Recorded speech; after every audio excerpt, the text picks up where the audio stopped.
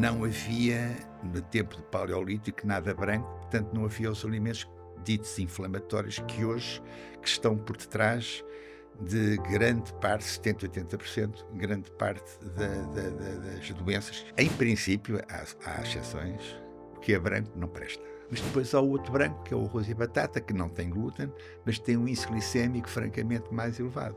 Portanto, ou porque tem glúten e prejudica-nos realmente a nossa saúde intestinal e a nossa imunidade, ou porque tem um índice glicémico elevado e ficamos, logicamente, mais gordos ao consumir então esses tipos de alimentos, arroz e batata. Não há nada que tenha um índice glicémico mais elevado que o arroz. A seguir a batata, como sabe, branca, a batata doce tem um índice glicémico mais baixo. Mas, portanto, por uma razão ou por outra, tudo quanto é branco não é assim muito extraordinário. Branco por branco, antes o arroz e batata, porque não tem glúten. Antes ficar gorda que ficar com a sua imunidade toda esfrangalhada. Leite de vaca. De facto, não é das coisas mais felizes, porque faz exatamente... trata exatamente a mucosa intestinal da mesma forma que o glúten, juntamente com o açúcar, fazem.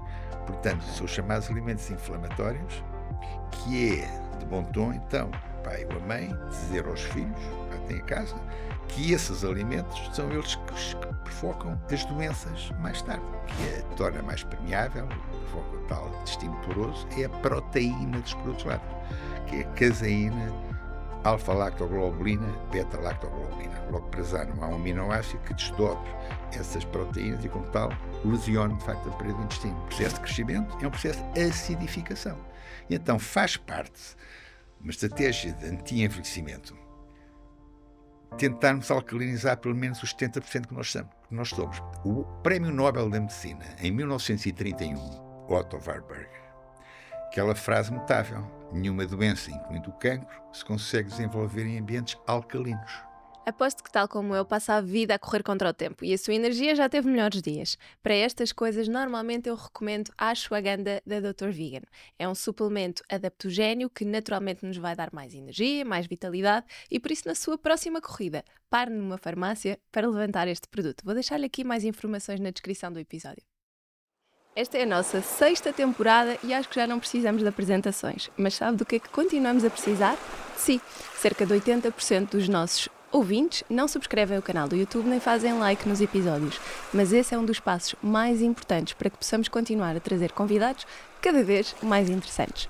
Conto consigo e obrigada por estar desse lado. E deixa-me só dizer-lhe um pormenor muito importante. Este podcast é para quem quer viver com mais saúde, com o peso que quer e a comer o que gosta. E todo o meu trabalho se centra nestes 3 pilares. Vou deixar-lhe na descrição deste episódio o link com mais informações.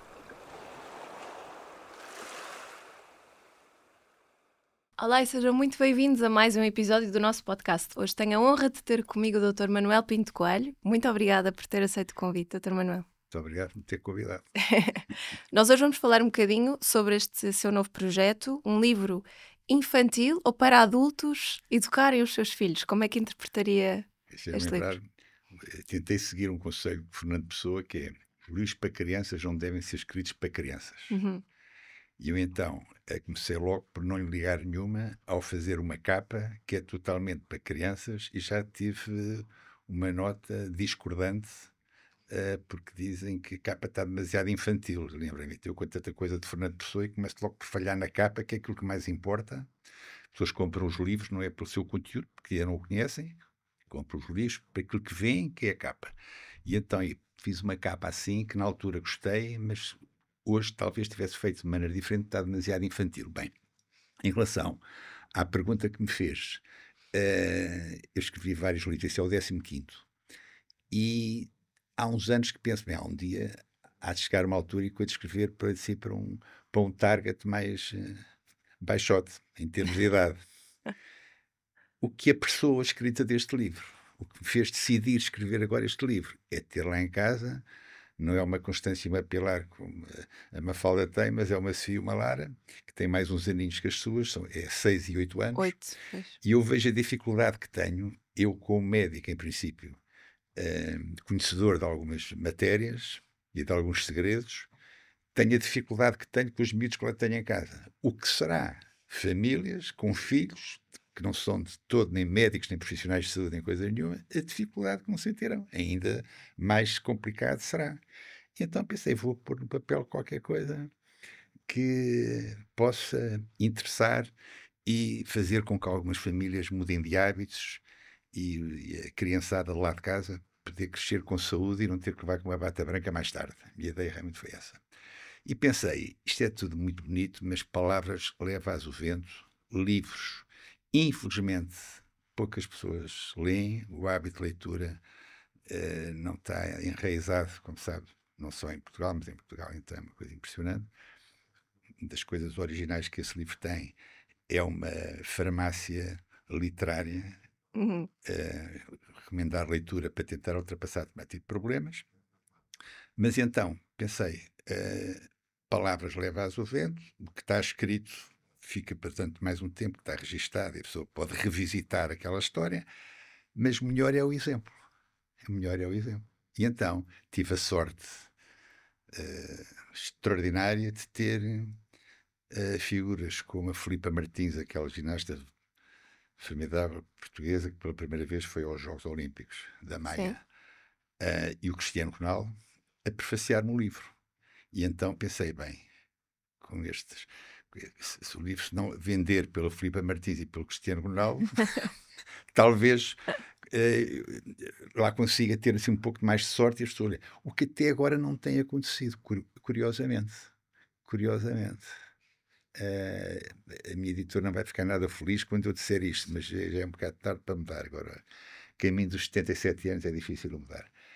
Há qualquer coisa que eu não entendo, que um livro com o objetivo de educar, de tentar modificar hábitos das criançada, Uhum. desde cedo, para não ficarem doentes e não terem que ir ao médico mais tarde. Ainda por cima, com a chancela de garantia logo na capa de 2 prefaciadores da qualidade daquilo que eu pensava, não é da União que eu tenho, foi o caminho dos 77, mas sou muito ingênuo ainda, que o livro disparava e estava não sei quantos meses no primeiro lugar, no top de vendas. Não é o que está a acontecer. Talvez por ser menos controverso, não é? Talvez as pessoas também não tenham ouvido alimentação saudável consigo e comigo a falar do livro, É verdade. Mas sabe que eu acho mas não que entendo. talvez tenha a ver com a descredibilização do poder que a educação nas crianças, a literacia para tudo nas crianças tem. Porque efetivamente eu tenho uma paciente minha que é dentista pediátrica, e ela ofereceu-me um livro que ela escreveu. As minhas filhas adoram aquilo, acham uma graça lavar os dentes, usar o fio dentário. Tem 3 anos, muito pequenininhas. Já acham graça E com acham 3 anos? giro porque associam à médica, à ilustração do livro, elas acham muito engraçado. Portanto, eu acho que nós descredibilizamos, eventualmente até enquanto pais, não é? O poder que estas pequenas ações, como o livro, como o despertar para a ilustração, para algum tema, pode ter. É logicamente que desafia a editora, inclusive, formular uma capa diferente para uma nova edição. Não tive ainda resposta, considero que o assunto está a ser tratado bem, como tem sido sempre todos os assuntos com a minha editora, que tem sido extraordinário de há uns anos para cá. Nos últimos 5 anos editei 6 livros sempre com a Leia e como tal estou encantado, enfim. E de certeza que eles vão estudar o assunto e vão ver. Porque também não se entende. Não se entende. Há coisa mais interessante que ensinar um rapaz e uma rapariga de 6, 7 anos, logo a partir da altura em que consigam ler, não é? 6, 7, 8, por até aos 15, 16, 17, saber como é que vão de estar para não adoecer mais tarde. Acho que há pouca coisa mais interessante que isto. Quer dizer, a Completamente. cultura que a pessoa pode adquirir, se não tiver saúde, pouco serve, não é? Exatamente. E então, daí, pronto, mas isso é outra questão, portanto, se calhar ainda vai, depois de ouvirem a alimentação saudável com a Mafalda Rodrigues de Almeida, os portugueses vão abrir os olhos e vai tudo a começar a comprar o livro ao desbarato de norte a sul do país. Se calhar é o Espero que que vai sim. acontecer. Talvez também, porque mesmo quando estava a preparar esta entrevista, eu sabia que íamos conversar um bocadinho sobre o livro, não encontrei muitas entrevistas em que lhe perguntassem realmente sobre coisas concretas sobre as crianças. Eu acho que há tanto o vício de lhe perguntarem sobre outros temas interessantes para adultos que depois não lhe fazem muitas perguntas direcionadas. Por isso, hoje vamos verdade. focar nas crianças, na É miudagem. verdade. Eu dá imenso prazer dizer-lhe uma coisa que o livro fala, pelos vistos tem que ser que se eu a dizer, porque pelos vistos o livro não está no top de vendas, que aborda um assunto que eu penso, se eu estiver errado, peço antecipadamente desculpa, que será original dizer às crianças que não é só farmácia para vender remédios, também é uma farmácia que vende livros, uma farmácia literária. A expressão não é minha, é de uma Sandra Barão Nobre, que escreveu um livro notável, que eu fui convidado para o lançamento da Almedina, aqui na Rua da Escola Politécnica, e eu fiquei encantado. Como é que é? Como é que se pode recomendar literatura, livros com os respectivos autores, para ultrapassar determinado tipo de questões? Então, esse livro tem, nessa marcazinha que eu aí deixei, não sei se me fala, Nesta, a tem farmácia literária. Vou como é que mostrar. se aborda o bullying, como é que se aborda o desamor, como é que se aborda a ansiedade, como é que se aborda uma pessoa não está bem na sua pele, enfim. O Todos os luto. problemas que normalmente acontecem em quem está a crescer também acontecem em quem já cresceu e que continua com esses problemas. Mais ainda, quem ainda percebe menos disto que o adulto que está a crescer, tem aí uma perspectiva muito interessante que é que livros é que as pessoas vão de ler e que autores é que vão de para nos ajudar a ultrapassar esse estado de espírito, porque no fundo é isso, uma criança cresce saudável ou não, mentalmente saudável ou não, consoante sabe dosear ou sabe manipular e tratar os problemas que têm com o crescimento, não é? E então Sim. é uma das coisas originais que o livro tem é essa. Depois é a chamada de atenção da música, o papel da música, Uhum. que é um papel fundamental que acho que os adultos ainda não conseguiram transmitir com a devida veemência aos seus filhos, que é um papel, o livro também foca, também aborda essa questão e chama a atenção para o papel decisivo também que a música tem, os vários vertentes, os vários tipos, para as pessoas consultarem e ouvirem, dependendo dos seus estados de espírito, ou umas ou outras, mas que ajuda e de que maneira também a pessoa a crescer de uma maneira menos sobressaltada e mais tranquila. A gerir melhor a ansiedade das Melhor a crianças também, não é? ansiedade. A música é uma ferramenta brutal e É não mesmo. está suficientemente divulgada, não É é? verdade. E, portanto, o livro também fala do papel da música. A outra questão também dentro deste âmbito, antes da Mafalda com certeza querer ir a outros lados, é a importância dos amigos. Aliás, o Cristiano Verdade. Ronaldo, no seu prefácio, chama a atenção essencialmente para a alimentação, é mais a sua área, para a importância do exercício físico e também para a importância de não estar sempre agarrado aos podcasts e aos Os tablets. tablets. Era isso que eu queria dizer, não é podcast, é tablets. Podcast é bom. Podcast. Então, alimentação saudável, meu diabo. Eu queria dizer tablets e disse, Cristiano Ronaldo diz aí que não foi agarrado aos tablets que ele chegou ao de forma a que chegou e que é a referência que é. Portanto, chamar a atenção para a rapaziada também a ler e exercitar-se e comer de maneira diferente, de maneira saudável. Chama a atenção também para essa questão. Sim, que é tão importante e que hoje em dia há muito isolamento social nas crianças, a começar desde muito cedo, não é? Não sabem interagir. E essa Não... é uma forma de se isolar, que é que agarrado ao Exatamente. podcast, está virtualmente em contacto, Uhum. mas não tem um amigo. O amigo tem que ser de carne e osso. A pessoa tem que palpar o amigo, tem que estar com o amigo. Sim. Não é agarrar aquilo de uma forma totalmente virtual. Claro que se fazem amizades extraordinárias, com certeza absoluta, e a pessoa, eu não estou a dizer que o podcast, não há a ver, não é? Tem muita coisa boa que também que lá estou com o podcast, que os tablets são uma fonte de informação brutal, como é evidente. A atenção é para os pais darem o tempo que os tablets merecem e não mais do que isso. Exato. Porque muitas das vezes os pais não estão atentos a essa questão, estão todos contentes que os filhos estão entretidos. Em silêncio.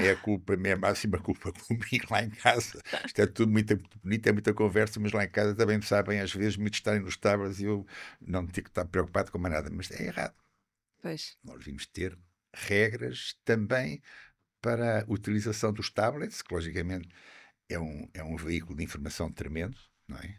A pessoa realmente cresce muito com as coisas que vê, mas também marca passo com outras coisas que vê e que não devia ter visto, principalmente quando se é mais novo.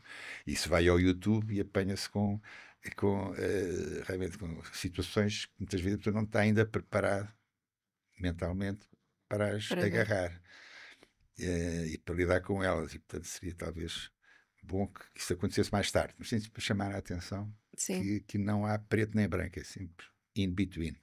Chamar a atenção, como o livro fala, a importância dos amigos Uhum. verdadeiros, carne e osso, além então da leitura e da música, E entre outros aspectos.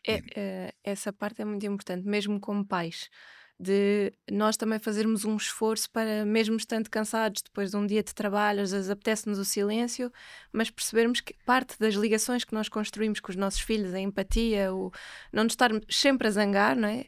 Também vem de descermos um bocadinho ao mundo deles, Sem de dúvida. respirarmos, de Sem dúvida. conversarmos, não E é? tentarmos ter na pele deles e estar a perceber o que Uhum. é que eles gostariam de ver. E agora, para entrar um pouco na sua área, dizer, que já que está a falar de pais, que muitas das vezes os pais estão presentes envenenados aos filhos. Quando o filho se porta bem, a tendência é dar-lhe um chupa-chupa, um bombom, uma tableta, as coisas que há para aí agora, não é? Tudo açúcar, no fundo, de formas mascaradas de açúcar. E os pais, muitas vezes, não estão conscientes da asneira tremenda que estão a fazer. Porquê? Eu trabalhei muitos anos com toxicodependentes. Tenho vários livros escritos na área da toxicodependência. O meu doutoramento é na área da toxicodependência. Portanto, é-me permitido dizer qualquer coisa depois de ter recebido mais de 17 mil pessoas com 17 mil pessoas com problemas de dependência às drogas. E então, o que é que acontece? Aquilo que no cérebro recompensa o açúcar, os centros que recompensam no cérebro o açúcar, são exatamente os mesmos centros que recompensam a heroína. Isto Uhum. é para Mafalda, caso não saber, já sabia com certeza, mas para reforçar esta questão. Não faz sentido, sabendo que o problema número um de qualquer país, seja Portugal, seja Portugal, seja os Estados Unidos é muito pior ainda que cá. É o excesso de peso, a obesidade, a pré-diabetes e a diabetes, aquelas doenças do síndrome metabólico, não é? A obesidade, diabetes, que é no fundo a mesma entidade. Até quem chama de diabesidade, porque o denominador comum é resistência à insulina. Hipercolesterolemia e hipertensão arterial têm como base uma situação chamada inflamação. Uhum. Ora, qual é o alimento mais inflamatório que existe no planeta Terra? É o açúcar.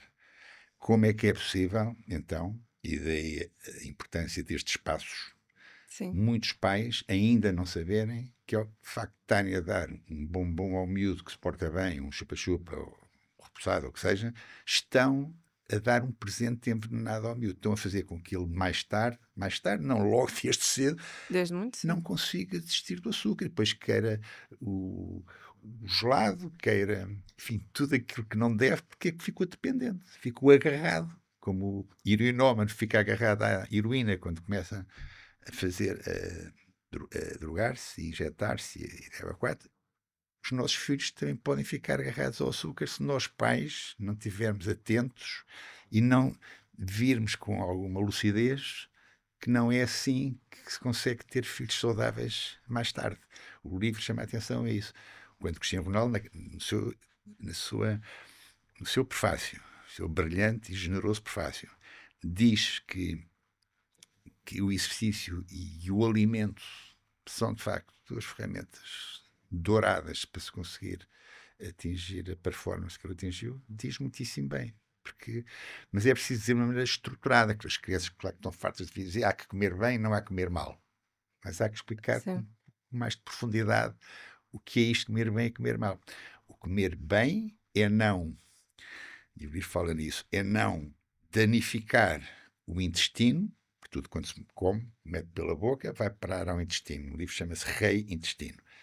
É fazer com que aquilo que se come, comer bem, é fazer com que o alimento que se come não vá tornar mais permeável aqueles 7,5 metros que nós temos cá em baixo para os lados da nossa barriga, que são só a fonte principal do nosso sistema imunitário, 70, 80% do nosso sistema imunitário. Não é? Como a Mafalda sabe, É o órgão que eu mais gosto de estudar. Quantas vezes é que me ouviu falar do GALT, Gut Associated Lymphoid Tissue? Células dendríticas, macrófagos, linfócitos T e B. Quantas vezes é que já leu isto? De certeza que leu muito poucas. Porquê? Porque não se fala. E é uma pena. Porque as pessoas têm que perceber o porquê que nós dizemos que o intestino é tão importante. Não é? Quem quiser que eu calo, mas é Não, a matéria continua. que eu também mais gosto de falar é isto. Estou hipnotizada, gosto tanto destes Pronto. temas. Nós adoramos, pomos o homem nos pincas e ele bem merece, de facto, o homem foi extraordinário. O tal Hipócrates, o pai da medicina. Tinha aquela expressão extraordinária que a gente sabe, que o alimento é o nosso principal remédio. Não é?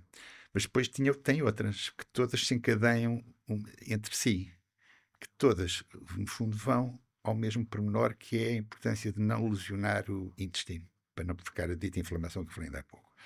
Quem não conhece o alimento não sabe tratar doenças. Temos dentro de nós tudo quanto precisamos. Todas as doenças começam no intestino. Eu saí da faculdade, o fio que não percebia nada, ao contrário de todos os meus colegas, e saí da faculdade em 72, entrei em 66, em 72, imaginando que o digestivo, que os 7,5 metros de intestino, era mais ou menos um canal de passagem de gases mais ou menos mal cheirosos, com umas matérias acastanhadas lá no meio. Não saí, se calhar a culpa é minha, não estudei o livro certo, que estava lá 70%, 80% da nossa imunidade, que era fundamental não tornar mais permeável aquela dita parede. E então, como é que a última frase do Hipócrates, que dá a mão completamente às outras que eu me referi, e aquela que eu mais graça acho, e que é cereja no topo do bolo, em latim é mais giro, primo non nocere, primeiro não fazer o dano. Repare, primeiro não fazer o dano. Se a pessoa se não danificar o intestino com a ingestão de alimentos inflamatórios, sempre os mesmos, açúcar, os que têm glúten, os que têm caseína, a pessoa consegue ter um intestino imunitário mais preparado e, neste caso, pais que têm filhos para criar, arriscam-se a ver os filhos mais contentes e mais bem dispostos. Porquê? Porque no intestino está, como dizia António Damasio, dizia, não diz, basta comprar o livro dele, A Estranha Ordem das Coisas, página 192, ele diz assim: o mundo dos sentimentos está totalmente ligado ao intestino. E explica porquê. Porque a serotonina, nosso neuromédiador da boa disposição, aquilo que cresce quando a pessoa está deprimida e mete um antidepressivo pela boca abaixo, 95% do sistema nervoso entérico encarrega-se de a produzir. Intestino. Se a pessoa soubesse que, além, se tiver cuidado com aquilo que come, não lesionando o intestino, não tornando mais permeável, não é? Evitando que pelas soluções de continuidade que se desenham lá na parede, não é? O espaço, aquele cimento que une as células umas às outras é digerido, diria, pelo alimento inflamatório, passando para o sangue aquilo que nunca lá deveria chegar, proteínas mal digeridas, detritos alimentares, toxinas e bactérias. Portanto, se nós conseguimos que a parede do intestino continue bem tratada, pondo de lado os alimentos inflamatórios, conseguimos estar mais bem dispostos porque temos mais serotonina, 95% de serotonina. Neuromédiador da boa disposição, como sabemos. Os antidepressivos, a grande classe dos antidepressivos, chamam-se inibidores da recaptação da serotonina, os Prozacs e afins. Cipralex, Citalopram, para aí fora. Funcionam, põem as pessoas pontualmente menos tristes. Porquê? Porque fazem com que a serotonina fique ali mais tempo a passear entre as sinapses, no espaço intersináptico, como tal é mais aproveitada. Se as pessoas soubessem que, se portarem bem à mesa, se tiverem uns pais conhecedores e que informem de uma forma estruturada, que é a única forma do conhecimento passar. Os miúdos são novos, mas não são burros, até têm mais neurónios que nós. Parecem burros que têm menos informação que nós, mas são mais inteligentes porque têm mais neurónios, não é? A minha filha Lara, com 8 anos, tem quantos milhões de neurónios mais que eu, que já estou na rampa descendente com os meus 77. Mas, portanto, se souber transmitir à rapaziada que, se comerem bem, se puserem de lado aqueles 3 grupos de alimentos, se me fala quiser, depois avançamos para aí. Vamos, tenho já uma que, pergunta. além de terem mais saúde, não irem para a cama, há mais pequena visita de qualquer vírus ou micro-organismo que queira aparecer. Ficam mais felizes, ficam mais bem dispostos, porque têm esses neuromediadores que comandam a sua alegria mais presentes. então começam a pensar 2 vezes antes de meter o chupa-chupa ou o bombom pela boca abaixo. É que, repare, o Tony Damasio faz referência à serotonina, mas não é só a serotonina.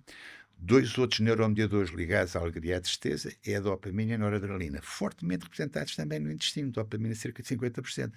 E os outros 2 neuromediadores, também neste caso, não ligados à alegria e à tristeza, mas ligados à ansiedade e à serenidade. Ainda sistema nervoso autónomo, mas neste caso sistema nervoso parasimpático, que é a serotonina e a GABA, também estão fortemente representados no intestino.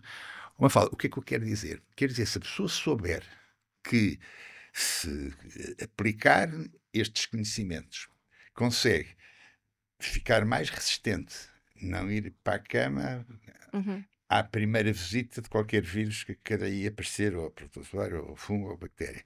E que anda mais bem disposto, porque tem níveis superiores destes neuromediadores, que são eles que comandam a nossa vida de relação. São eles que comandam a nossa vida de relação. A nossa vida de relação é comandar fatores de ordem psicológica e fatores de ordem morfológica. Estes neuromediadores mandam na parte que está ao nosso alcance. Exato. Com conhecimento de causa e com competência, nós conseguimos manejar essas situações. Isto é muito interessante. É muito interessante. E há É que muito giro. dizê-lo. E agora quero-lhe fazer uma pergunta mesmo sobre esses 3 alimentos. Hoje de manhã, exatamente aconteceu isto hoje de manhã. As minhas filhas estavam a comer papa da aveia com chia e estávamos a Esse conversar. livro há uma parte que é aveia-te. Já tinha ouvido essa expressão. Aveia-te. Mas estava a dar-lhes o pequeno almoço e depois a Pilar perguntou o que é que tinha a papa. E eu estava-lhe a explicar: tem chia, que tem estes benefícios, tem aveia, que faz isto e isto, dá força e a concentração e tens mais energia para brincar com as tuas amigas. Ela tem 3 anos. Ela perguntou-me: tem leite? E eu: não, filha, cá em casa não há leite. Ela: mas eu bebo leite na escola. Eu: sim, mas cá em casa a minha decisão é não há leite. Gostas da papa? Gosto. Conversa assim. Vamos falar sobre leite. Ai, caramba. Meu Deus da minha. Olha, eu já tenho ido a várias escolas desde que escrevi o livro. Fui a Torres Vedras, fui a Lourdes, na próxima semana vou ao Funchal, vou a Setúbal, e tinha andado a várias escolas, que me convidam para falar do livro. Portanto, quero acreditar que a escola onde andam as minhas filhas, a quem eu dei um livro desses, a cada colega de carteira, não foi da Sofia, não dei. Se tivesse que tinha dado, estava a aldrabar. Da Lara, que tem 20 e tal, dei um livro a cada um, ficaram todas contentes, as miúdas, muito queridas, mas quero acreditar que ninguém me convidou eu não vou dizer o nome da escola, é chato também, para lá ir dizer coisas. E as minhas filhas dizem que vai lá toda a gente, vão lá os bombeiros falar, vão lá os polícias falar, vai lá imensa gente a dizer coisas interessantíssimas, não é? Para formar os miúdos, para lhes dar a ideia de como é que as coisas se passam, para os ajudar a encarar essas situações. Mas lá o autor do livro que ensina a comer, nada disso. E eu tenho a minha ideia. Se estiver enganado, peço antecipadamente desculpa. É que se eu vou lá falar sobre isso, eles vão ter que reformular a cantina toda. Vai levantar um problema gigante. Mas é no sistema educacional do país inteiro. Vou levantar um problema gigante. É verdade. Eu estou convencido. Se não, peço desculpa, humildemente, mas estou convencido que a razão por que não me convidam é porque depois ficam numa situação incómoda, porque vão ter que depois, no caso de eu virem dizer, se eu conseguisse ser assertivo e dizer as coisas como deve ser, teriam que fazer algumas alterações lá na cozinha. E se calhar isso não está muito nos seus planos. Porque aquilo de facto que é uma coisa que eu gosto imenso de dizer em ambiente de consulta, independentemente do género, da raça, independentemente se é caucasiano, se é africano, se quer que seja, digo sempre, em princípio, há exceções, o que é branco não presta. E digo, o branco aparece há 10 mil anos com a entrada da agricultura. Até há 10 anos, até há 10 mil anos, paleolítico, né? Paleolítico vira neolítico com a entrada da agricultura, não havia nada branco. O que é que acontecia? Embora a medicina tivesse muito menos desenvolvida do que está hoje, não havia nem 1/10 das doenças que há hoje. Não havia nem os cancros que há hoje, as doenças autoimunes que há hoje, as doenças neurodegenerativas, enfim. E a medicina era praticamente larvar na altura. E não havia... As pessoas morriam de outras maneiras. Fleming não tinha inventado a penicilina, morriam que nem tortos com septicémias, com coisa não fazia, os partos não eram assistidos à nascença, morria-se muito em trabalho de parto, traumatismos vários, diabo 4. Mas, na altura, não havia nada branco, Mafalda. Paleolítico, o que era? Repare que tudo tinha cor. Carne, peixe, ovos, vegetais, legumes, chamavam-se caçadores-coletores, que iam estar a escavar o chão para ser lá qualquer coisa. Fruta, a fruta era açúcar, mas era sazonal, plantava, só se colhia mais tempo tarde da pessoa. O açúcar tinha uma relevância que é de 20% na alimentação. O que tinha cerca de 70%, 80% era a gordura, que hoje está demonizada de uma maneira absolutamente mentirosa, de uma maneira absolutamente além de mentirosa, perniciosa e de que maneira passou das pessoas, mas pronto, isso é outro assunto. Mas na altura, a gordura, a boa gordura, que era a gordura visceral, era a gordura dos miolos, do coração, dos rins, do fígado, ou seja, as vísceras era aquilo que os caçadores, naquela altura do Paleolítico, levavam para casa, quer dizer, para as cavernas, para comer. A proteína, o filé mignon, ficava lá para o abutre da época tomar conta. O que eles comiam, essencialmente, era gordura. O macronutriente, na altura do Paleolítico, era 70% da gordura. O hidrato de carbono era 10, 15%, porque é a tal fruta que era sazonal, porque se plantava a árvore, só se colhia mais tarde, e mais umas verdurazinhas ou outras. Hoje, com a entrada da agricultura, com a entrada dos brancos, virou. E hoje é 70% de hidrato de carbono, com aquela questão que eu falei com a Mafalda, generosamente é uma oportunidade de eu dizer o que é que os alimentos inflamatórios fazem à parede do intestino, não é? Especialmente o açúcar. Não é? Sabe como é que é esta história do açúcar? Foi o nosso rei Dom Pedro II, foi do século XVI para o Brasil plantar canas de açúcar. Hoje o Brasil é o principal país produtor de açúcar, porque o nosso rei Dom Pedro foi do século XVI para o Brasil. Açúcar. E não havia cereais, não havia trigo sem ter cevada, portanto glúten, laticínios também não havia. Ninguém se tinha lembrado de dar a mamar das tetas dos outros animais. Como sabe, nós somos a única... no reino animal somos os únicos que andamos a mamar das tetas dos outros animais. Não lembra a ninguém fazer uma coisa que nós fazemos. Numa perspectiva que a agricultura entendeu que tinha interesse em explorar. E como tal, voltando atrás...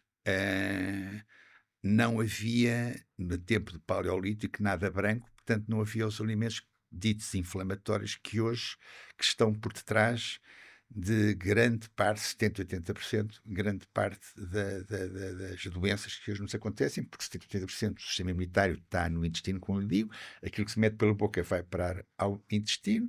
Se dizemos que 70%, 80% do sistema imunitário está, portanto, por isso mesmo no intestino, o tal GALT, se nós vamos buscar os alimentos inflamatórios, o açúcar, os cereais e os laticínios por causa da caseína, não é? A desgraçada lactose, que não tem culpa nenhuma. É que tem má fama. A lactose leva na cabeça, como o colesterol leva nas gorduras, sem necessidade nenhuma. O problema é a caseína, que é a proteína. A proteína é que lesiona a parede do intestino.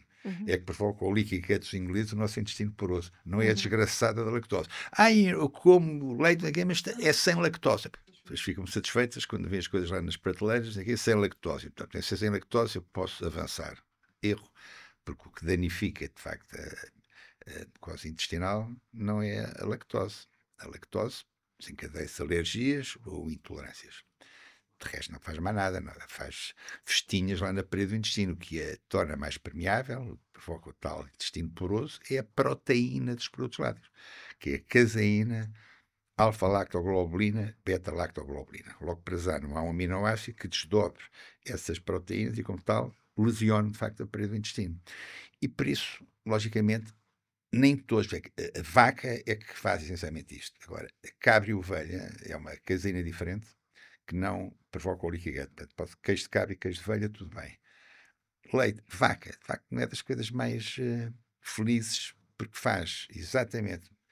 trata exatamente a mucosa intestinal da mesma forma que o glúten, aquele aglomerado de proteínas, glutenina, gliadina, que tem outra chamada zonulina, que parece um berbequim a furar a parede do intestino, juntamente com o açúcar, fazem. Portanto, Ok. são os chamados alimentos inflamatórios, que é de bom tom, então, o pai ou a mãe, dizer aos filhos, cá têm a casa, que esses alimentos são eles que provocam as doenças mais tarde. Quando eu digo aí que a ideia do livro é fazer com que a miudagem tenha que levar com uma bata branca mais tarde, é dar-lhes ferramentas para não para terem sempre o intestino imunitário estimulado. Se está no intestino, portanto, está a dizer ter um sistema imunitário estimulado, começa, quase como se dizer, e acaba, se não fosse a vitamina D, começa por ter realmente o intestino bem tratado, e ter o intestino bem tratado pressupõe por de lado os bombons, os açúcares, os caramelos e os gelados, e tudo quanto seja, diria mais ou menos branco, por causa do glúten e da caseína. Quando eu falei do branco, há de perguntar, mas nem tudo tem glúten e caseína, portanto nem todo o branco lesiona a parede do intestino. É verdade. A batata, por exemplo. É verdade. A batata O e o arroz. arroz não têm caseína. Eu digo, tudo quanto é branco não é assim de primeira escolha. Porquê? Porque ou tem glúten, pão e massa, Uhum. além dos bolos e das bolachas com glúten, também há bolos e bolachas sem glúten, também há pão e massas sem glúten, mas na generalidade tem trigo sem cevada. Mas depois há o outro branco, que é o arroz e a batata, que não tem glúten, mas tem um índice glicémico francamente mais elevado. Portanto, ou porque tem glúten e prejudica-nos realmente a nossa saúde intestinal e a nossa imunidade, ou porque tem um índice glicémico elevado e ficamos, logicamente, mais gordos ao consumir então esses tipos de alimentos, arroz e batata. Não há nada que tenha um índice glicémico mais elevado que o arroz. A seguir a batata, como se sabe, branca, a batata doce tem um índice glicémico mais baixo. Mas, portanto, por uma razão ou por outra, tudo quanto é branco não é assim muito extraordinário. Branco por branco, antes o arroz e batata, porque não tem glúten. Antes ficar gorda do que ficar com a sua imunidade toda esfrangalhada, com o seu intestino todo poroso. Portanto, mal por mal que seja por aí. Exato. E com tal, além da água, Uhum. porque nós, muitas das vezes, e o livro faz referência a isso, até fala da água do mar e das vitalidades incríveis que a água do mar tem, faz referência à água, porque nós Uhum. somos 70% de água e, como tal, ninguém pode ter saúde se não olhar para esses 70% que constituem o seu corpo, que é a água, de uma forma correta. A água que temos dentro de nós, o livro chama a atenção a isso, é uma água especial. Senão as nossas Uhum. lágrimas não eram salgadas, o nosso Uhum. suor não era salgado. A água que temos dentro e fora das nossas células tem 9,4 gramas por litro de sal. Não faz sentido a gente beber uma água que não se identifique minimamente com a água que temos dentro de nós. O sal está demonizado e bem, porque é o sal refinado, o sal de mesa, que é cloro e sódio. Mas o sal integral, que tem além do cloro e do sódio, tem mais 80 e tal minerais e oligoelementos que constam da dita tabela elementar, principalmente cálcio, potássio e magnésio, estão largamente representadas na água do mar. Uhum. Que eu falo, tenho a oportunidade, mas falo simpaticamente, deu-me essa oportunidade e eu não a estou a perder. De explicar, como digo nesse livro, que a água do mar, bem tomada, por porcentagem de vida, a água do mar tem 35 gramas por litro de sal. Se a pessoa bebe água do mar, glu, glu, glu, glu, o rim não aguentava, a pessoa morria em insuficiência renal. E é Agora, laxante também, não é? como? É laxante. É Também tem laxante, por isso essa. é que eu digo, por questão de graça, um surfista só é preso dos intestinos se for ignorante e se não perceber que a água do mar é Que laxante. ajuda. É relaxante muscular, Uhum. tudo porquê? Por causa do magnésio, Mafalda, como sabe. 600, 800 vezes mais magnésio tem a água do mar em relação à água comum, à água dita mineral. 1100 vezes mais potássio. Há pessoas com hipertensão arterial, pelo facto de corrigirem e otimizarem os seus níveis de potássio, conseguem que a tensão arterial baixe mesmo por essa via. Depois tem os outros minerais, o selênio, o zinco, o iodo, por aí fora, aquela coisa toda. Mas, portanto, a água do mar é um superalimento se soubermos utilizar. Aí fala 250 centímetros cúbicos para 750 centímetros cúbicos de uma mineral qualquer. Eu já agora prefiro também que essa mineral qualquer que seja pelo menos tão alcalina como a água do mar. A água do mar é alcalina entre 8,1 e 8,4 é o seu pH e, como tal, a água para ser alcalina tem que ter o pH para cima de 7,5 e nós temos, não muitas, mas algumas poucas águas que são alcalinas. E a propósito da conversa que tivemos em off antes, que eu falo que o bebê é alcalino e por isso é que nós amamos o cheirinho que ele tem quando nasce. É verdade. Sua Pilar e a sua Constância, você seguramente que ainda se lembra do cheirinho delas, que tiveram quando nasciam. É isso que tive. Rapazinho com 77 anos, o cheiro já não é o mesmo. Porquê? Porque o processo de crescimento é um processo de acidificação. E então faz parte de uma estratégia de anti-envelhecimento tentarmos alcalinizar pelo menos os 70% que nós somos. O Prémio Nobel da Medicina, em 1931, Otto Warburg, aquela frase notável: nenhuma doença, incluindo o cancro, se consegue desenvolver em ambientes alcalinos. Não teve a divulgação que devia na altura. Dizem que terá sido por ser médico do Hitler. E ninguém achou graça nenhuma que o homem fosse médico do Hitler. Quer dizer, o Hitler não só lixou os judeus todos, como manda-nos a lixar agora a nós, porque não deixou de divulgar o ensinamento incrivelmente importante do Otto Warburg, da importância gigante que é nós mantermos, na medida do possível, alcalinos. Claro. E o que é que nos acidifica? E pensando nas crianças... É a vida, é o tempo, é a idade, é o crescimento. Também. O crescimento acidifica. Portanto, nós, o que é que temos que fazer? Ao beber águas ácidas, que é a generalidade das águas de mesa, estamos a deitar achas na fogueira e estamos a ficar mais ácidos, ou pelo menos manter a nossa acidez. Não estamos a fazer nada para nos alcalinizar e para contrariar o aparecimento das doenças. Eu conheci ainda há pouco que o intestino é responsável por 72% das nossas doenças, tal inflamação provocada pelos alimentos inflamatórios. Há outras questões também, estava-me a lembrar também da água, entre a vitamina D e outras circunstâncias.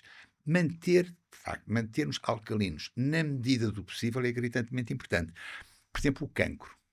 Uma das praias, chamemos-lhe assim, para simplificar, preferidas da célula neoplástica, da célula cancerígena, é a praia da acidez.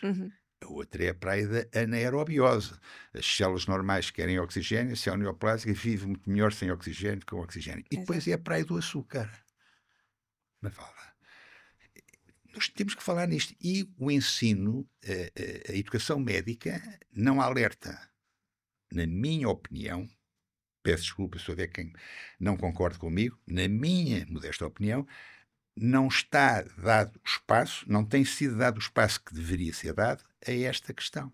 Neste caso, da importância gigante que a alcalinização, na medida do possível, tem. O que é que isso quer dizer? Cada vez há mais cancros, cada vez em estratos mais jovens, não é? Não só em jovens adultos, como em crianças. Acha normal a medicina cada vez será mais evoluída, eu quase que ponho aqui aspas, e cada vez haver mais doenças? O que é que isso quer dizer? Se cada vez há mais investigação, se cada vez há mais esse trabalho, qual é a única razão para isso acontecer? O estilo de vida é diferente daquele que já foi. Ponto, final, parágrafo. E a evolução, eu acho que também nos leva a sermos demasiado protetores. Com a medicação, medicamos logo, há uma mínima febre, não se deixa ter febre. Isso é a questão de fundo, porque nós vivemos, nós profissionais de saúde, nutricionistas, médicos e enfermeiros e abogados, todos profissionais de saúde, vivemos muito na umbrella da maleita o comprimido, centrados muito naquilo que a terra e que prejudica. No caso do cancro, a célula neoplásica que dispara e que nos prejudica. Em caso de uma doença infecto-contagiosa, o vírus, a bactéria, o protozoário, o fungo, seja. Ou seja, o sistema médico está voltado para a semente. Não está voltado como deveria para o solo.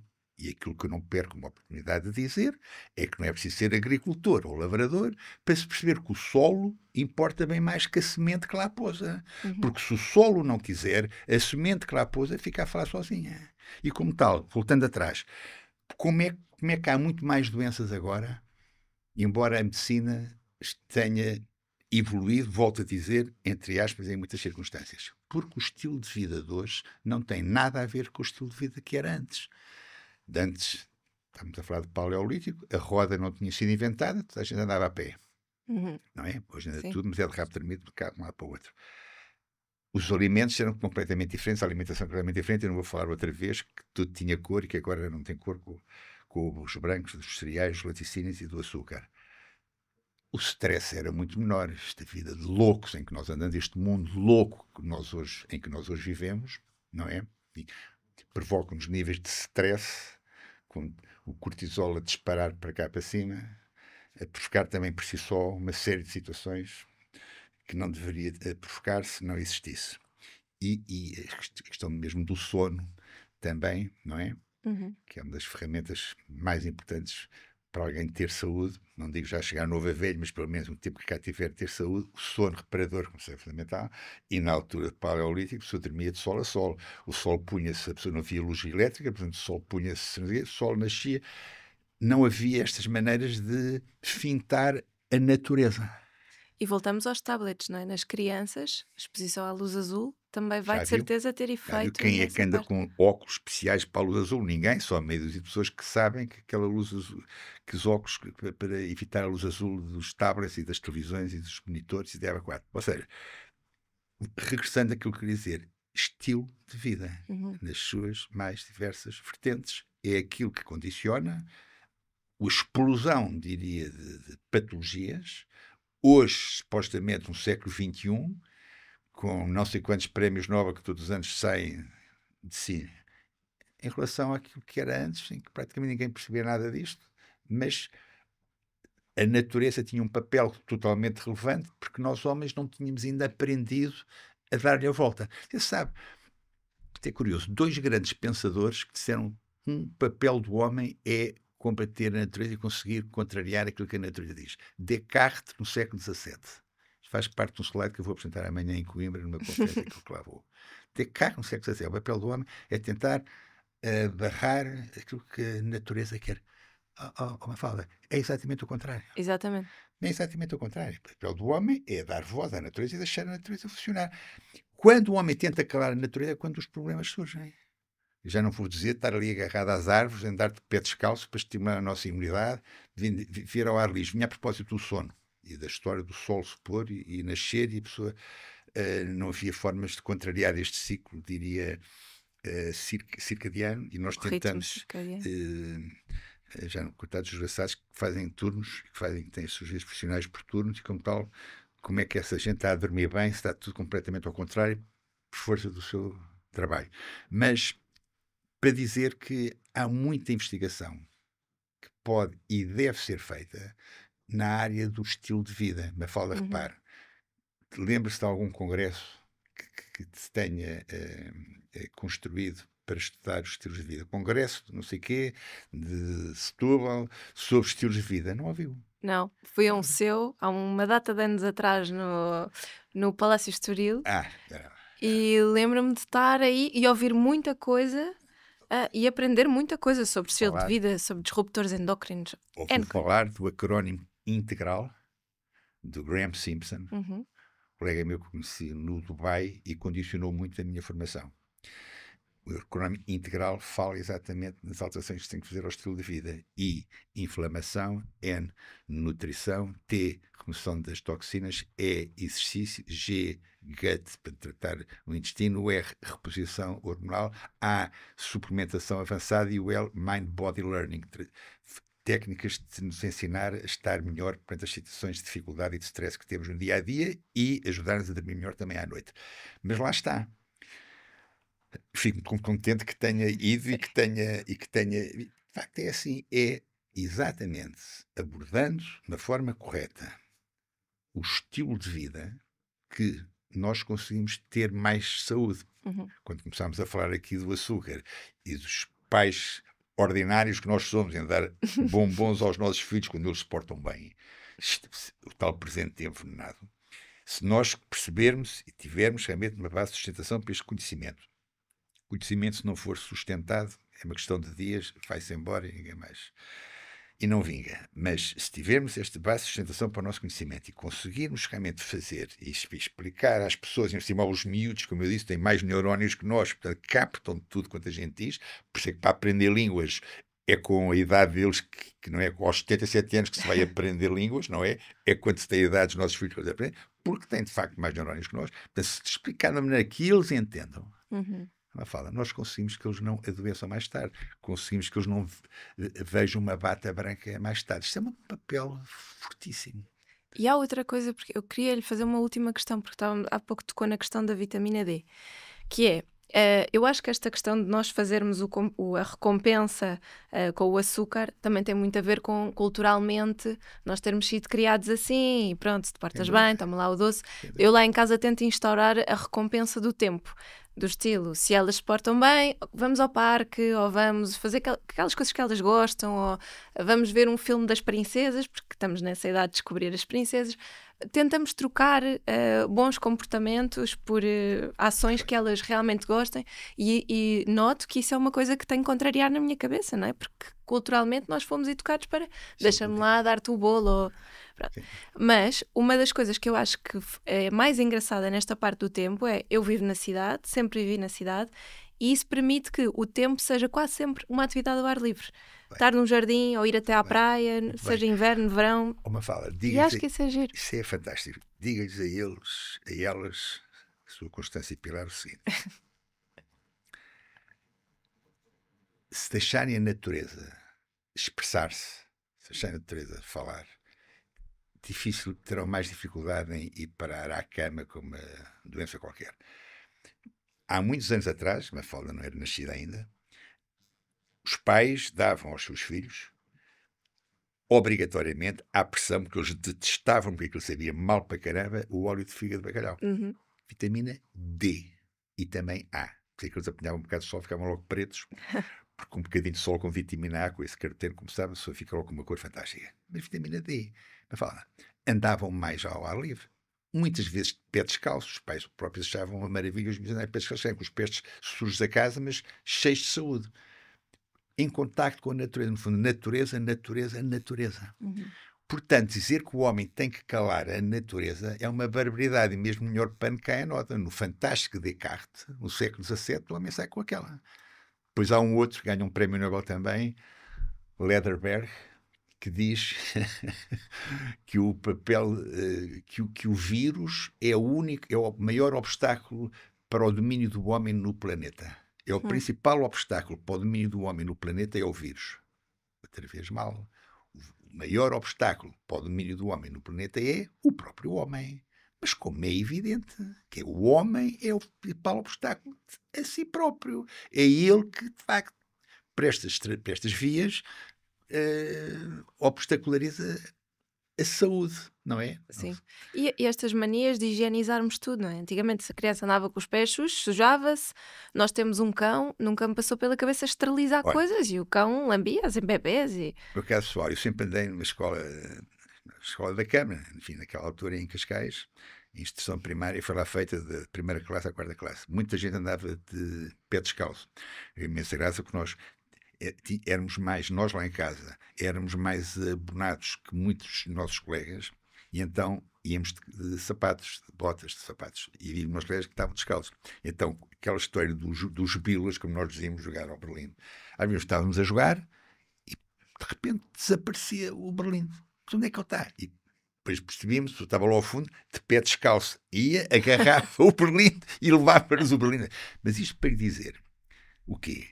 As doenças mais sérias, olha, efetivamente, casos de poliomielite na altura, eram os meninos das escolas ricas, das escolas que os pais tinham que expor lá, porque não se safavam na escola pública, ou porque tinham dinheiro para ter um ensino diferente, enfim, era mais nesses meios, mais sofisticados, em que a pessoa estava mais dentro do tubo de ensaio, do que ao monte, em contacto com a natureza, como todos nós andávamos, que as doenças apareciam. Tal e qual isso que está a dizer. É a imunidade natural, é assim que se consegue. Contacto com a natureza, pé descalço ou pé calçado, mas em contacto com a natureza, com a vitamina D do sol, com o óleo de fígado de bacalhau à mistura. Mas era assim, havia muito menos doenças. Mafalda não sabe, que ainda não tinha nascido nessa altura, mas havia muito menos doenças nessa altura do que há hoje. Que não faz o sentido. Hoje devia haver muito menos doenças porque a medicina, entretanto, avançou. Sim. Mas é exatamente o contrário, cada vez há mais doenças. Porquê? Porque tem havido. Nós arranjamos maneira de contrariar a natureza. Sim, de esterilizar. E eu acredito realmente que o poder do intestino nestas coisas é super importante. Eu chamo aí o rei intestino. Depois o papel também destaca a mitocôndria. A mitocôndria é a casa das máquinas das células, como eu digo aí no livro, a central elétrica das células. Explico que nós comemos para que elas nos possam dar energia. O oxigênio do ar que respiramos, as calorias dos alimentos que ingerimos, servem exatamente para fazer com que a mitocôndria, casa das máquinas das células, possa produzir o tal ATP, ácido adenosintrifosfórico, que nos dá a energia que nós precisamos para fazer a nossa vida. Para eu estar a falar, para uma falta de ter a paciência de me ouvir, isso tudo. A mitocôndria prefere como fonte de energia muito mais a gordura boa do que o hidrato de carbono. É 4 quilocalorias por grama, a boa gordura que nos dá, contra as 9 quilocalorias por grama de hidrato de carbono e da proteína. Ou seja, o hidrato de carbono e a proteína engordam muito mais do que a boa gordura, 4 quilocalorias por grama, que era aquilo que no tempo paleolítico se fazia. No fundo, são 2 milhões de anos nisto. Só há pouco tempo é que nós mudamos o disco e começámos a utilizar mais hidratos de carbono do que a gordura. Como eu disse, 70% da gordura de antigamente, hoje é 70% é de hidrato de carbono. E a mitocôndria, que é para ela que nós trabalhamos, prefere a gordura como fonte de energia. A doença não se instala da mesma forma e a pessoa tem mais energia porque é 9 quilocalorias por grama de gordura quanto aos 4 da proteína e hidrato de carbono, como disse ainda há pouco. Portanto, há que dizer isto, que a mitocôndria é, de facto, é para ela que nós funcionamos. E, portanto, há que saber quais são os gostos da mitocôndria. Há que saber, quando a pessoa se vai deitar, que a mitocôndria vai se deitar com o seu dono, a mitocôndria quer é que não a chateiem, que a deixem dormir, que a deixem em paz. Se a pessoa vai comer um bife com ovo a cavalo, com batatas fritas, e depois vai se deitar, a mitocôndria diz que mal é que eu fiz para ter que levar com isto. Eu não preciso disto para nada, eu quero que ninguém me chateie, que deixem-me dormir. Portanto, há que explicar porque é que a última refeição nunca faz sentido. Há que explicar, há que dizer isso.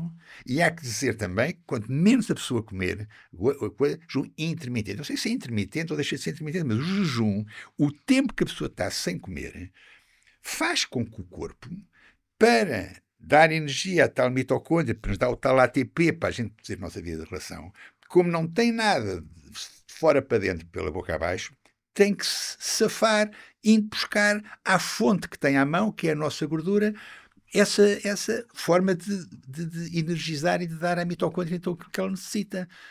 E como tal, a gordura é mobilizada, a pessoa perde-a. Fica toda bonita como você, toda elegante, porque se a pessoa perde gordura, fica mais elegante, como é óbvio. E depois fica com mais energia que estes tais 9 quilocalorias, quanto às 4 do açúcar, hidrato de carbono e tudo quanto é branco. Exatamente. Caramba, há que dizer isto. A pessoa tem que entender. Isso Se perceber isto, não é preciso estar a dizer faça isto, não faça aquilo. Lá estou. O exemplo é muito melhor do que não isto e aquilo. Por isso é que eu ponho a Filipa Martins e o Ronaldo a escrever. Eu pus não. Tive bamburro de conseguir que eles prefaciassem um livro. A criançada vai lá pelo exemplo, não é para aquilo que se diga. Sim, E faz, seguinte já as pessoas esqueceram. faz-me mesmo lembrar aquelas pessoas os miúdos que fazem aquelas ceias de leite e bolachas, lá está, tudo inflamatório entre açúcar, glúten, leite, Desastre. à noite Total. ainda por cima, E depois vão-se deitar. e depois vão-se deitar. Mas outra coisa, aquilo que estávamos a Não falar há falámos da pouco, vitamina D ainda. não, mas aquilo que estávamos a falar há pouco da questão de as pessoas terem medo às vezes de dar gorduras às crianças. Eu dou frutos secos às minhas filhas quando elas chegam da escola, não há bolachas, não há pão, já comeram disso na escola. Caramba, quem nos ouve, ouçam isto que eu vos vou dizer. Boa gordura. Ovos, até 5 ovos por dia. Se alguém me sempre eu tenho que ter cuidado porque eu tenho um bocadinho de colesterol. Em consulta eu digo assim, então pode comer 6. Para meter com ele, é o que eu digo, porque não é daí que vem o Se problema. tiver um intestino funcional, o colesterol não é um problema. Ovos, coco, abacate, noz e amêndoas e azeite. O nosso azeite português, o azeite português dos melhores do mundo. São as boas gorduras ricas em ômega 3, que são anti-inflamatórios e anticoagulantes. Ao contrário das más gorduras, alimentos processados, óleos vegetais, óleos de sementes, gorduras trans, margarinas por aí fora, ricas em ômega 6, ácido linoleico, que está ali com o glúten, ela por ela, ao desafio sobre o que é que nos prejudica mais, qual é mais veneno, se é o glúten, se é o ácido linoleico. Portanto, ômega 6, mais gorduras, aquelas que eu referi, por causa do ácido linoleico. Glúten e ácido linoleico, nos principais adversários. Isto tem que ser dito. A gordura, quando é boa, já disse algumas vezes, não é? A começar pela presença de espírito que temos que ter porque de facto os nossos genes são praticamente os mesmos do tempo do Paleolítico, não é? Uma diferença de 1%, não esquecendo que a percentagem maior dos nossos genes está na microbiota, como sabe, está naqueles 100 trilhões de micróbios que temos dentro do nosso intestino. A maioria larga dos nossos genes estão aí. Mas, fora este conhecimento, o resto dos genes são exatamente os mesmos do tempo paleolítico. E no tempo paleolítico, o macronutriente mais presente é, como hoje é a terceira vez que eu digo, a gordura. Mas era a gordura boa, era a gordura animal. O que se cozinhava, a gordura que ia para o tacho, era a banha. Era a banha. As doenças cardiovasculares, os infartos de miocárdio, como sabe, as doenças cardiovasculares é aquilo que mais mata nos tempos que correm. O cancro aparece só depois. As doenças cardiovasculares surgem quando se deixa de usar a banha e se deixa de usar a gordura natural dos órgãos, das vistas, para se passar a usar óleos vegetais. É aí que surgem as doenças cardiovasculares. É a entrada dos óleos vegetais que lixaram isto tudo, o óleo de milho, o óleo de girassol, por aí fora. Se a pessoa cozinhar com banha, com azeite ou óleo de coco, não consegue que aquilo que está a cozinhar que saiba tão bem ou melhor do que se cozinhasse com os outros óleos, só que ganha saúde e não vai aparecer na cama no dia seguinte com uma doença inflamatória qualquer, com cancro ou com uma doença autoimune, que cada vez há mais doenças autoimunes, não faz sentido nenhum. Como é que é possível cada vez haver mais doenças autoimunes? Doenças neurodegenerativas, aquelas todas que eu disse há pouco, e que realmente é uma pena que as pessoas não estão ainda suficientemente atentas para a importância que tem a correção do seu estilo de vida. Sem dúvida, e este livro começa exatamente quando pequenino é que se torce o pepino nessas coisas, não é? Porque aí a responsabilidade é nossa. Eu estou à vontade, não sou santo nenhum. Se tivesse lá uma câmara oculta lá em casa, havia a quantidade de disparates que eu também faço, mas sempre circunstâncias que eu não consigo ultrapassar. E com certeza muitos pais com miúdos em casa também não conseguem. Mas é tal coisa, se a pessoa tiver o conhecimento, é mais bem sucedido, porque se a pessoa souber, por exemplo, que o glúten e que a caseína que faz mal, e que o pão pão com glúten, com trigo sem cevada, a massa com glúten, trigo sem cevada, que faz mal, não quer dizer que haja uma circunstância ou outra que a pessoa não coma esse pão que faz mal e essa massa que faz mal. Mas se a pessoa souber que aquilo que não é por ali que a pessoa safa, a pessoa faz menos, come menos. A fatia de bolo, em vez de ser assim, é assim, e a quantidade da massa é menor, a quantidade... Ou seja, se a informação estiver cá, é uma questão depois da pessoa a processar e lá ir. Quem gosta de ficar doente, ficar velho e ficar cheio de rugas e ficar doente. Sem dúvida. Não é? E portanto a pessoa faz menos. A pessoa tem que ser informada. Este seu espaço, a alimentação saudável é fundamental e está de parabéns. Obrigada, muito obrigada. E é só, antes de nós fecharmos, dizer que essa analogia que estava a dizer há pouco das línguas e de ser muito mais difícil para nós hoje em dia aprendermos línguas do que é para uma criança, eu acho que exatamente com os conceitos de saúde, até de literacia financeira, que é outro tema que eu acho que é tão importante para a nossa saúde mental, mas que é uma daquelas coisas que é muito mais fácil os miúdos aprenderem desde pequeninos e terem noção. Lá está, a minha filha tem 3 anos e eu explico-lhe o que é a chia e o que é a aveia e porque é que não há leite em casa. E direi ela que, quando falar da chia, diga que a chia é riquíssima em antioxidantes e que nós envelhecemos de 4 processos. Um deles é o stress oxidativo, ou até a glicação das proteínas ou a caramelização das proteínas, ou até a declínio hormonal e o encurtamento dos telómeros. Portanto, se você se combater o stress oxidativo com antioxidantes, como a chia, que é riquíssima, por esse lado já não envelhece com a mesma velocidade que envelheceria com os outros. Mas pronto, antes de acabar, eu tinha que dar aqui 30 segundos à vitamina D e dizer o seguinte, porque vai aqui 3 horas a falar da vitamina D, não perco uma oportunidade no livro, sempre que eu escrevo ou falo da vitamina D. Um dos grandes investigadores da vitamina D é Cícero Gali Coimbra, brasileiro, que por sinal diz que na análise que a mede 25-HD, só a partir de 230 nanogramas por mililitro é que preocupa e a pessoa tem que ter em atenção, disse numa conferência em São Paulo, em 2013, o seguinte: se toda a gente, se todo o mundo tivesse níveis otimizados de vitamina D, os grandes grupos farmacêuticos levavam a rombo de pelo menos 40%. Fala perceber, e quem nos ouve, perceber a importância gigante que níveis otimizados de vitamina D têm para obstacularizar as doenças, para fazer com que as pessoas não fiquem doentes e que se sintam bem. Quais são esses níveis? 200 unidades por quilo de peso para a criança, para facilitar dar 2.000 unidades para 10 quilos de peso. Para os adultos, 10.000 para 50 quilos e 20.000 para 100 quilos.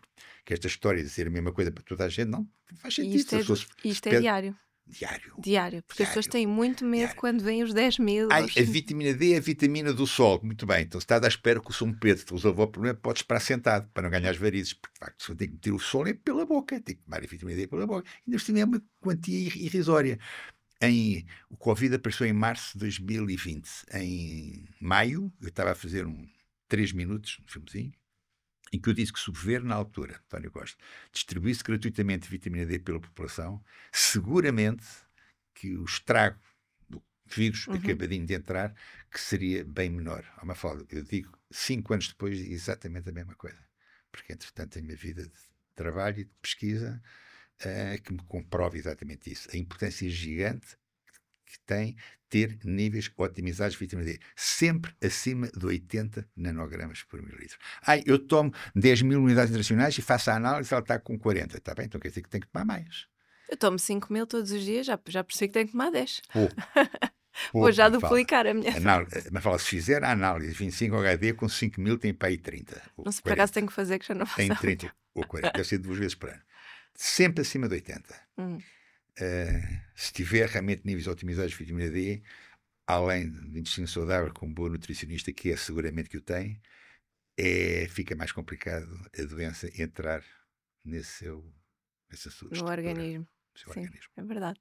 Doutor Manuel, ficámos aqui até amanhã, mas temos outra convidada. A minha querida Mariana Ivone Mirpuri. Muito querida, que vai entrar, e acho que foi muito generoso da sua parte. Acho que realmente conseguimos explorar bem o livro desta vez. Acho que vai haver uma boa entrevista sobre. Deixe-me já dizer assim, a Ivone é a pessoa que em Portugal melhor trabalha as hormonas, melhor divulga. Ele e o nosso querido colega Rodrigo Ayub são as pessoas que os cursos que dão. Estou a tentar trazer o Dr. Rodrigo cá também. Se quiser, telefone já de seguida, digo-lhe para o Rodrigo. É uma questão de agendas agora. Pois, vou já telefonar já de seguida, dizer que a ideia. A gente notava e tem sido formidavelmente o trabalho da Ivone Mirpuri e do Rodrigo Ayub para ensinar agora também a médicos a história das hormonas, porque nós médicos saímos da faculdade sem conhecimento sobre hormonas.